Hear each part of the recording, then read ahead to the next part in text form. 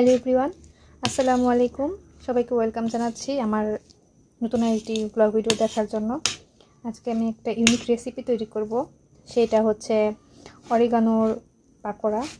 জানি না এটা খেতে কেমন হবে, আমি আমার লাইফের ফার্স্ট টাইম এইটা তৈরি করছি। আসলে অরিগানোর গাছটাও আমার কাছে নতুন, মানে এটাতে একটা মশলা, এই গাছটাও আমার কাছে নতুন। আমি নিজের হাতে গাছটাকে বড় করেছি অনেক যত্ন করে, এবং সেই গাছের পাতাগুলো এখন বেশ বড় হয়ে গেছে, গাছগুলোর অনেক শাখা প্রশাখা হয়েছে। তো পাতাগুলা ফেলে না দিয়ে কী করব, তো ভাবলাম যে একটা ইউনিক রেসিপি তৈরি করা যাক। তো সেই হিসেবে আজকে আমি এটা তৈরি করছি। তৈরি করে খাওয়ার পরে যদি দেখি ভালো হয়েছে, তাহলে আমি এটার রেসিপিটা আপনাদের সাথে শেয়ার করব।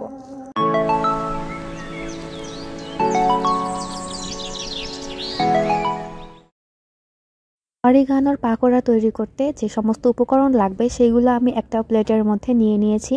এখানে আমি অরিগানোর পাতাটা নিয়েছি কুচি করে, লবণ, হলুদের গুঁড়া, সজের গুঁড়া, আদা রসুন বাটা এবং জিরা বাটা, তারপরে হচ্ছে আলু কুচি করে নিয়েছি, মরিচ কুচি করে নিয়েছি, মাঝখানে একটা হচ্ছে ময়দা নিয়েছি 3 টেবিল চামচ।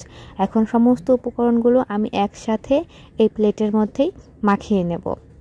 একটা কথা লক্ষ্য করবেন, সেটা হচ্ছে আমি অরিগানোর পাতা তুলে নিয়ে সেটাকে আমি 3-4 বার পানিতে ধুয়ে নিয়েছি। কারণ অরিগানোর পাতার উপরে কিন্তু দেখতে পেরেছিলেন যে অনেক বালু রয়ে গিয়েছিল, এই জন্য খুব সুন্দর করে 3-4 বার পানি বদল করে ধুয়ে ঘষে তারপর আপনাকে অরিগানোর পাতাটা ব্যবহার করতে হবে। আর এই জায়গাতে আমার একটা জিনিস ভুল হয়েছিল, আমি আদুর পরিমাণটা কম দিয়েছি এবং অরিগানোর পাতার পরিমাণটা বেশি দিয়েছি, এই জন্য অরিগানোর একটা স্ট্রং ফ্লেভার স্মেল চলে আসছিল।